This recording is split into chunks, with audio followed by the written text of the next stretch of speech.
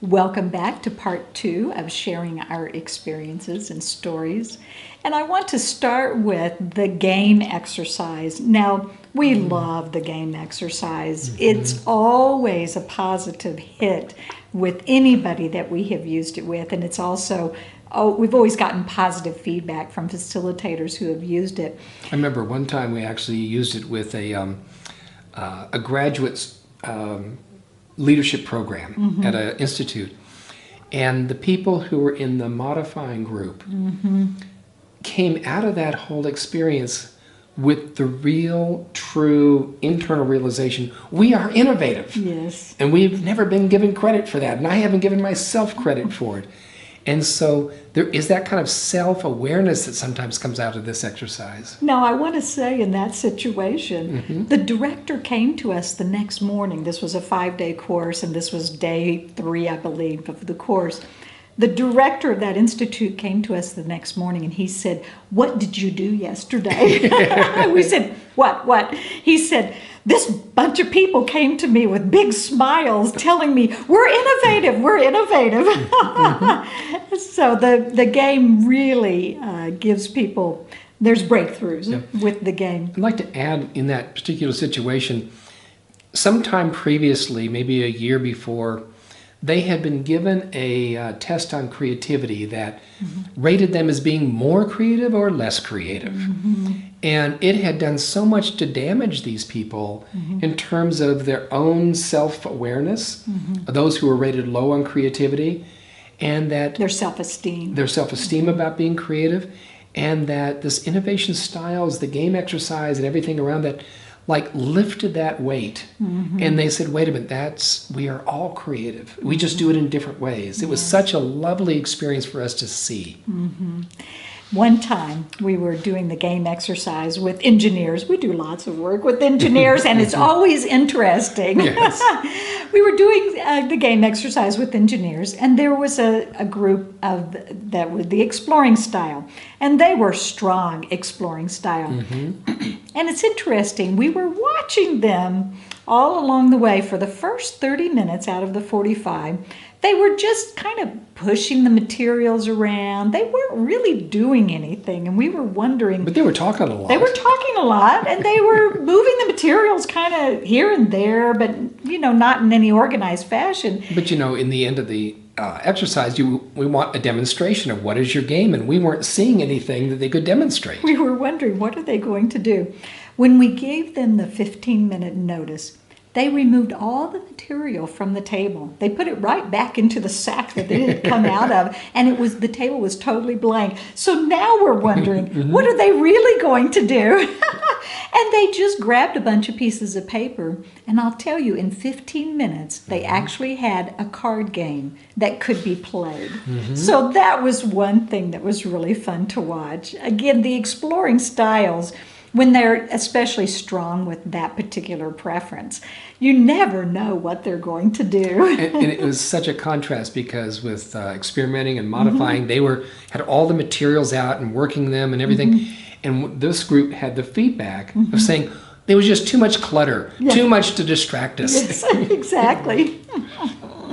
Now, with the dashboard exercise, this was a wonderful exercise we had, again with a particular engineering group, where, of course, we gave the modifying group the modifying exercise. The scamper exercise. The scamper, gave an exploring group a question assumptions exercise, and so on.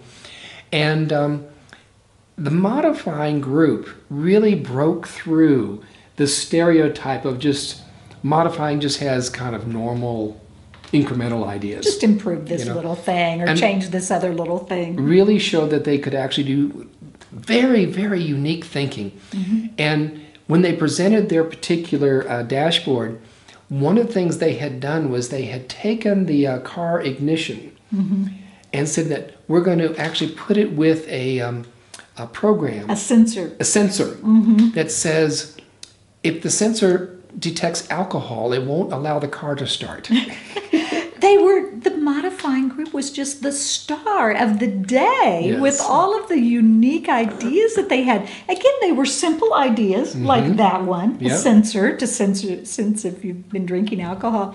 But we really, the whole group recognized how innovative the modifying team was, and that was a fun day. We love it when that happens. Right. Now, I want to tell you one story about the dashboard I was doing with a High Potentials leadership team. And they were working together over 6 months, learning all kinds of different leadership skills. And I was heading up the innovation part of the skill building. And so this was a really strong bunch of people. They were high potentials and really serious about their leadership program.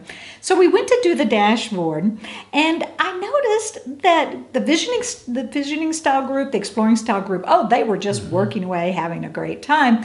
But I noticed the modifying and the experimenting style groups, they weren't as engaged and robustly thinking about things, because normally with dashboard or any of the homogeneous groups, normally they're definitely engaged, and especially with the dashboard because they have an exercise, Right. that fits their thinking, but they weren't that engaged, and I was just not sure why.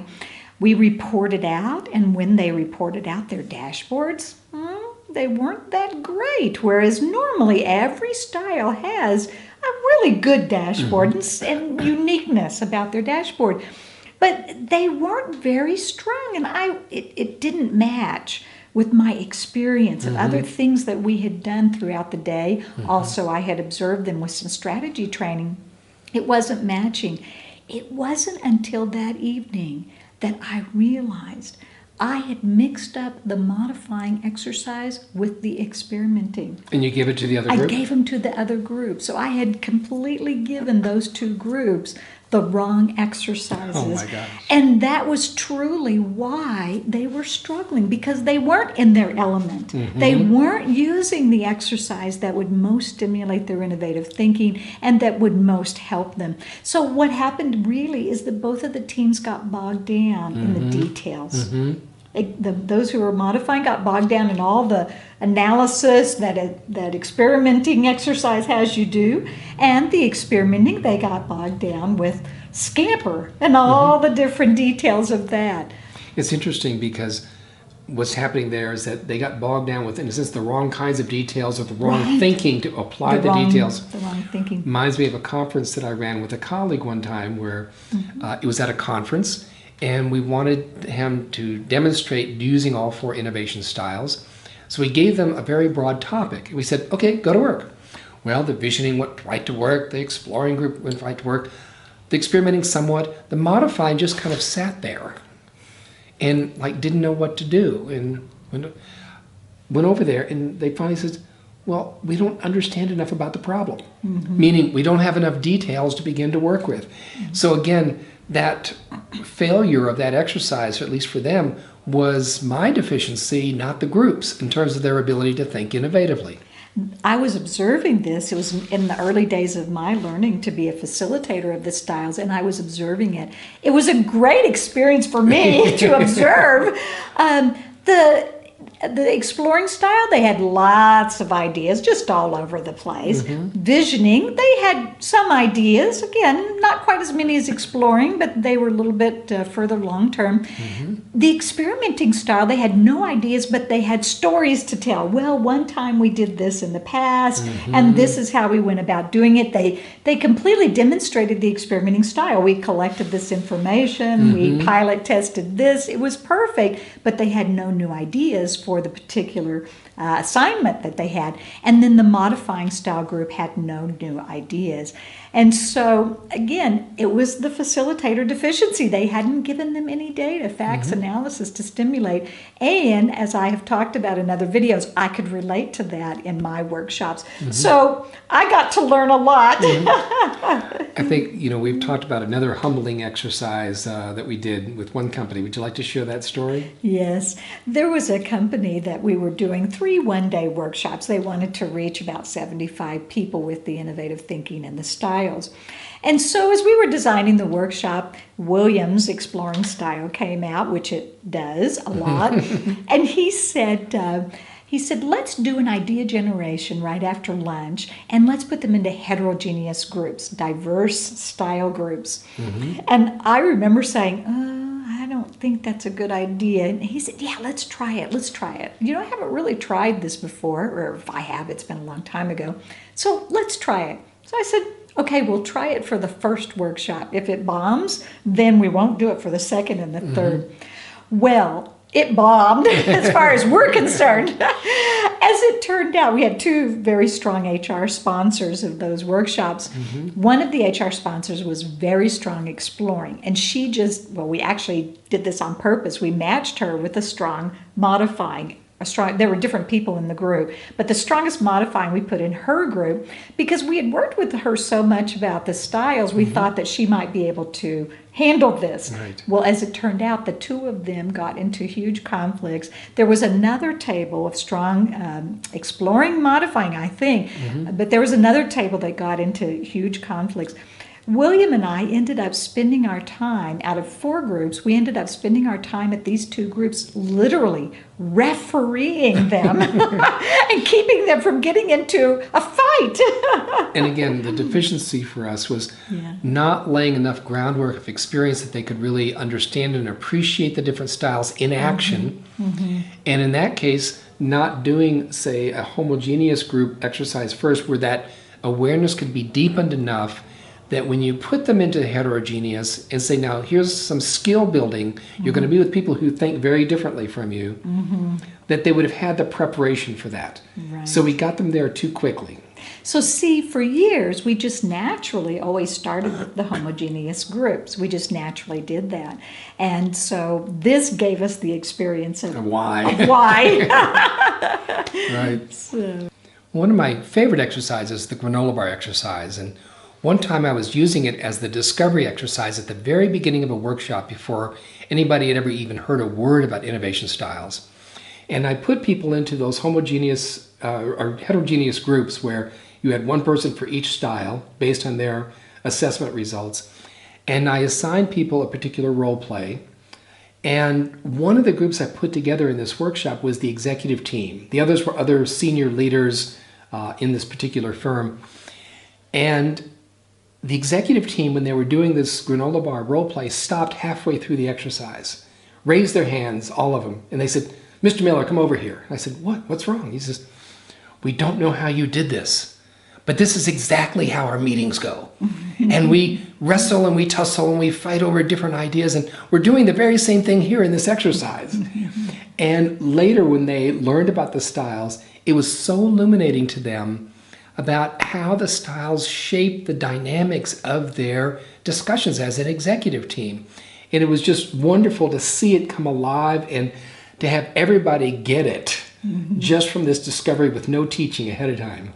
It's so funny because, people might think, oh, the styles, the 4 styles, again, they seem so simple at the beginning, but they can transform an executive team to actually work better. And they did. And they do, they did. Another story that I have is a time when the styles really illuminated a quality program. I was working with a large computer company, and they had a history of doing very good quality improvement work. But they came to me one time and they said, we don't understand. We're teaching all this quality. We're looking for these breakthrough ideas, and we're just not getting them. Can you help us understand why? And so I said, well, can you show me the training book that you use? And it was about, 3 inches thick. It had a 10-step process and all these techniques to use. And I looked at the techniques and I started looking at them from the lens of innovation styles and realized, and I told them, I says, do you realize that roughly 90% of the techniques that you're using and teaching are primarily modifying and to some degree experimenting? Now, while both of those can occasionally produce breakthrough ideas, they're more prone to the incremental step-by-step improvements, more of the Kaizen rather than the re-engineering. And so from that, I said, what you're getting as a result is based on what you're teaching. And there should be no surprise there. And so again, the styles helped really reshape a whole program so that the teaching materials would deliver the actual intention of the program. One last story. I get to tell the last one. And that is with the idea swap, which is one of our favorite things to do at the end of a workshop. It's so energizing and people have lots of fun. One time I was doing this in a group of high potential leaders, and I actually there was about 25 people, but they were so loud and having so much fun, I had to get on top of a chair to get them to stop during the process and give them the next instructions. But there was one particular group I spent 2 days with. It was a supply chain team. And on the first day, and I was aware of this from the work I did with the sponsor ahead of time, that this group didn't think they were very innovative, and the manager or the leader of the group really felt like they needed to be more innovative. So he was really looking for some results to come out of this 2 days. And I will say during those 2 days they had tremendous insights. They were just a great group. They were totally engaged. They were totally trying on and practicing the things that I asked them to practice. And at the end of the 2 days, we did the idea swap. And so the first prize, when I went through, does anybody have 15 points, 14? There was a tie for first prize. So I gave away 2 of my 3 prizes at that point. Well, then there was a 3-way tie for second place. Uh-oh. So I said, oh no, I don't know what to do. I only have 1 prize. This group took over the whole thing and said, we'll innovate who should get the last prize. And they innovated this whole process of what to do with Idea Swap and decided who got the last prize. It was so much fun and such an example of what they had learned and how much they had really opened up and how much had changed inside of them so they could open up, take over the process, and innovate it. And left you with a feeling of the success of the workshop. Absolutely. And they could feel that success. Absolutely. And you could go home and just say, wow. And it wasn't just me, it was really the sponsor as well as the senior manager who had a lot at stake in helping them to think more innovatively in their everyday work. Right. We hope you've enjoyed these stories. And anytime you need a story, just give us a call. We're happy to share. And anytime you have a story to share, please let us know. Give us a call, send us an email. We'd love to hear them. Absolutely. You'll notice we didn't get into our certified practitioner stories. If we got into those, it would be too long. Right. Anyway, hope you enjoyed.